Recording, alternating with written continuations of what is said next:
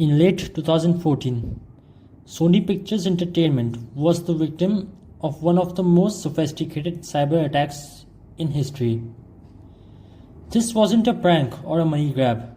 It was a digital war tied to politics, nation-state actors, and massive infrastructure failures. Today we are breaking down how it happened step by step, through the lens of cybersecurity and more than just a breach. It involved the theft of terabytes of data, internal emails, personal info, unreleased films, followed by a destructive malware that rendered machines useless. The group behind it, Guardians of Peace, believed to be tied to North Korea. Why? Because Sony was releasing The Interview, a satirical film targeting Kim Jong-un. In response, a full-blown cyber attack was launched, one that exposed how poorly secured Sony's infrastructure was. The hack began months before anyone noticed.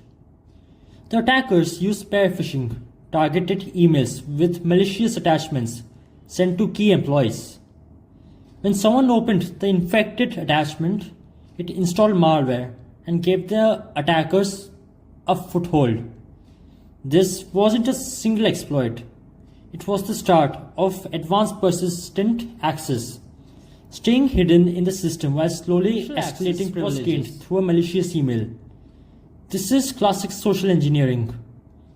The attacker convinces the target to open a file, maybe a resume, a report, or something that looks legit, and embedded inside is a dropper, a small program that installs the malware. In Sony's case, the malware established a remote shell, allowing attackers to interact with a compromised system directly, like having a terminal open into the network.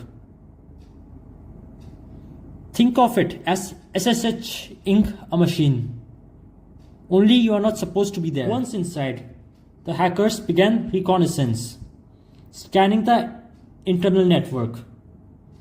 They looked for accessible machines, servers, shared files, and most importantly, credentials. Here's where the things got bad. Sony stored login details, including admin passwords, in plain text files on shared folders. No hashing, no encryption, just text. With those credentials, attackers moved laterally across the network, a technique called lateral movement. Using tools like WMI, they executed commands on other machines, hopped from workstation to server, and even domain controllers. Because there was little segmentation in Sony's network, once they were in, they were everywhere.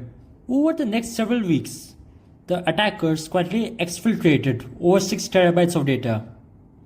They used encrypted channels, possibly with tools like Secure Copy, SCP, or even custom exfiltration malware to send data back to their own servers. Once the theft was complete, the final payload was triggered, a Viper malware. The malware didn't encrypt files like a ransomware. It overrode them, permanently deleting documents, videos, configurations, and even boot records. Some systems were bricked completely. Then came the message, "We are the Guardians of Peace." The attackers publicly dumped the stolen data online. The damage was enormous. 5 unreleased Sony movies were leaked. Private executive emails became headlines. Employees' personal data, social security numbers, salaries, medical info, all dumped. Sony had to shut down its entire corporate network. Even basic email communication was lost for weeks. Financial losses estimated at over $100 million. But the bigger cost was reputational. It shook the entire film industry. Let's get into what failed. Technically, no network segmentation. Flat network design meant once inside, attackers had access to everything. No encryption. Sensitive files and credentials were stored as plain text. Weak endpoint protection. Anti-malware didn't catch the Viper or the backdoor. no intrusion detection. They had no real-time alerting, so hackers were inside for months undetected. Lack of zero trust. Internal machines trusted each other by default, a huge security risk. This wasn't just an attack, it was an exploitation of outdated and lazy architecture. Hackers used a combination of custom malware, including the Destover Viper, credential scraping tools like Mimikatz to dump memory and steal hashes, Windows management instrumentation, and PSExec for lateral movement, hard-coded IP lists, indicating the malware was tailored specifically for Sony's internal network, time stomping to hide logs and file modifications.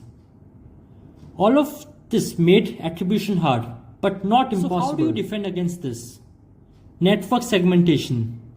Isolate sensitive systems and use virtual LANs or firewalls between them. Multi-factor authentication, especially for admins and VPNs. Encryption everywhere. Use BitLocker, Lux or similar tools. No plain text passwords ever. Endpoint detection and response. Systems like CrowdStrike to cache lateral movement. Least privilege principle. Employees only get access to what they need, not everything. Regular red teaming. Simulated attacks help you test your defenses before real ones happen. In 2014, Sony hack changed the cybersecurity landscape. It showed us that corporations are now political targets. It exposed how weak infrastructure, when paired with poor user awareness, can collapse under pressure. And it forced companies around the world to rethink digital defense. If Sony, a tech giant, could fall this hard, a technical anyone can. Of the Sony hack. A real-world example of why cybersecurity is not just about code, but people, policy, and preparedness. Stay sharp and stay safe online. I'm Ash06. Thanks for listening.